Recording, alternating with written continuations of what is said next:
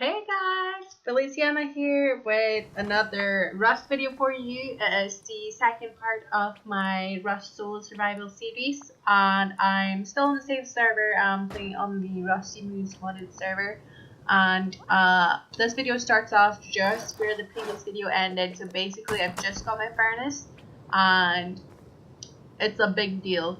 This is a big step because I'm now able to finally smelt my ore into some metal frogs and replace my wooden doors with just normal shitty locks with sheet metal doors and cold locks. So that's a big thing, and I can also start making like better tools and some basic weapons.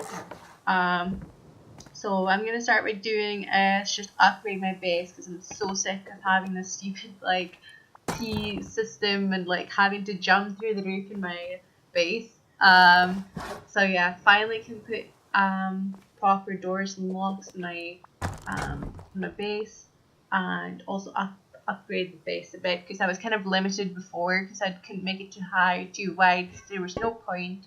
So now I'm excited to kind of like expand the base and do some more building.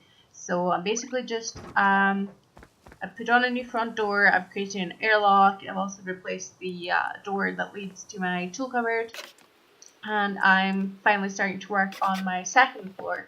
So I'm starting out with, let me see, putting some shelves here. I'm going to put down 2 large boxes. That should be plenty of storage for now. Like, I don't really have that much stuff, so that should be fine. Just going to delete that piece.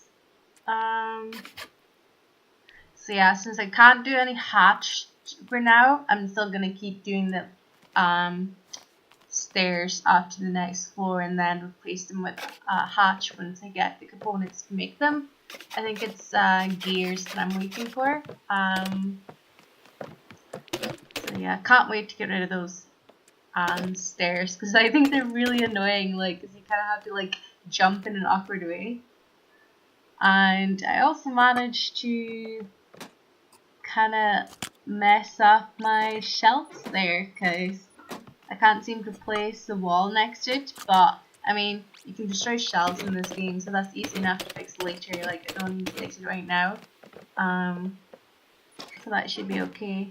I'm just testing all the doors, making sure everything works fine. The reason I'm putting these stairs is obviously I don't need to jump out anymore, but it's still good as kind of a lookout before leaving the base. You're like, if someone's camping outside, you can still kind of like shoot back. So yeah, quite exciting. Finally rid of the whole key system that I had going. And now I can like move my stuff from downstairs up until these bigger boxes here. And I am a bit of, like, I got OCD basically, like, I'm a perfectionist, so I like organizing boxes. I mean, it's hard when you only got 2 boxes, but, like, when I've got a bigger base and lots of storage, I always, like, have this really advanced system of, like, you know, each thing has its own box, pretty much, or, you know. So I'm putting the components in the top box with some resources for now. And then tools and weapons and ammo in the bottom box. That's what I normally do.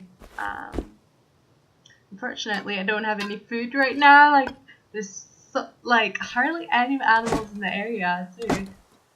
But yeah, so that basically there's a guy in chat asking for a teammate.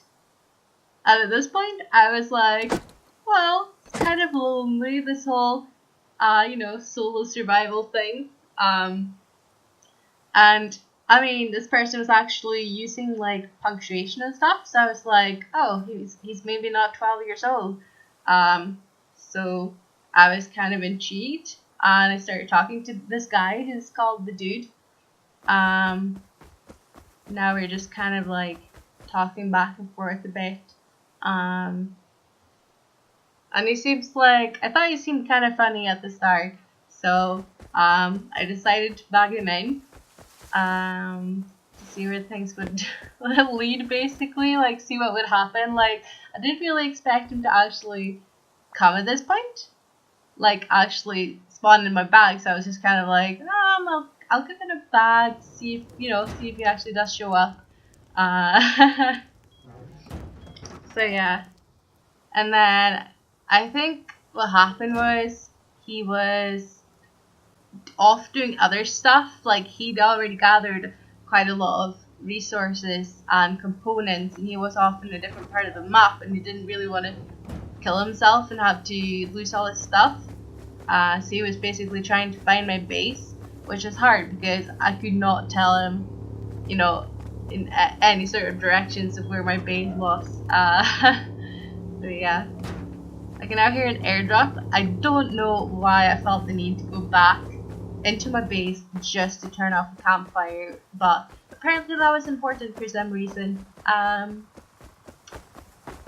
Really couldn't tell you why. So I went for this airdrop, which is quite rare. Like, there's not been many airdrops around my base. And I was also paranoid at this point because I could hear the helicopter.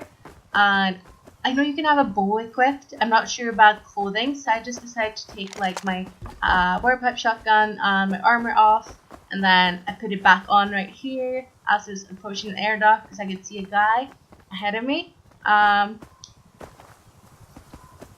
Let's see. So yeah, that's where the guy starts running towards the airdrop. I actually managed to hit him once and twice, and then I can see that there's another guy coming up. So there's two people that I see at the airdrop at this point. I managed to down the first guy. Then there's the second guy shooting at me with a bow. And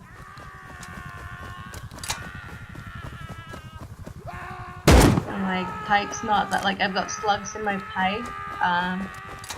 So it's kind of hard. I do have a bow as well. Managed to down that guy, and then there's a third guy.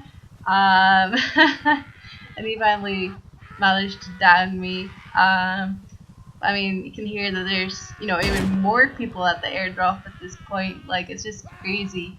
So even if I'd managed to kill that guy, there would have been like at least 2 more people after that.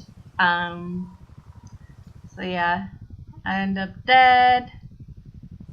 So I respawn back at my base. Well, I spawned in my new bag that's outside, and running around a bit. Going back to my base? Nope. That was kind of typical. Okay, I didn't have anything on me, but I was just about to jump back into my base and I get killed by some geared guys. And I also did not realize when I was playing that I had my mic muted. So I was like communicating in game because they were talking. But yeah, my mic wasn't on, so silly me. And my timers and the bags were all counting down at this point, so I was like, okay, might as well spawn someplace random and just kill some time. So here's that part of me just running around, exploring whatever this area is, see if I can find like some interesting people to kind of interact with. It's kind of dead so far, but then see 2 guys. There's Exotic and there's a geared guy in the background running to the left over there. Again, at this point I did not realize that my mic was off. So I was like talking away in game, and I was kind of wondering why no one was talking back. But now I can see why. It explains things. So I'd been running around for a while at this point, and I was thinking that the timer on my bag would probably be just about finished, so I thought it'd be a good Rust citizen and just give this nice Exotic guy the like little things that I managed to gather before I killed myself and spawned back in my base. So I think this is where this stranger I met in chat had actually spawned in the bag that I placed outside. Which I was surprised by, because I don't know, you don't really expect people to seriously look for someone to team up with in chat, but he did show up.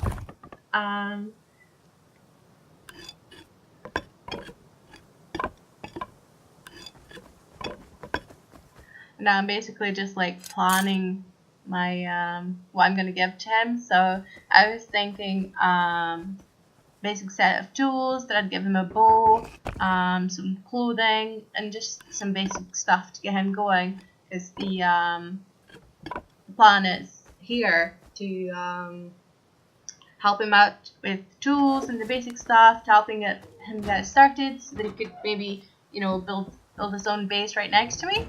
Because, you know, this is a stranger I met in chat like within the last hour, and this is Rust.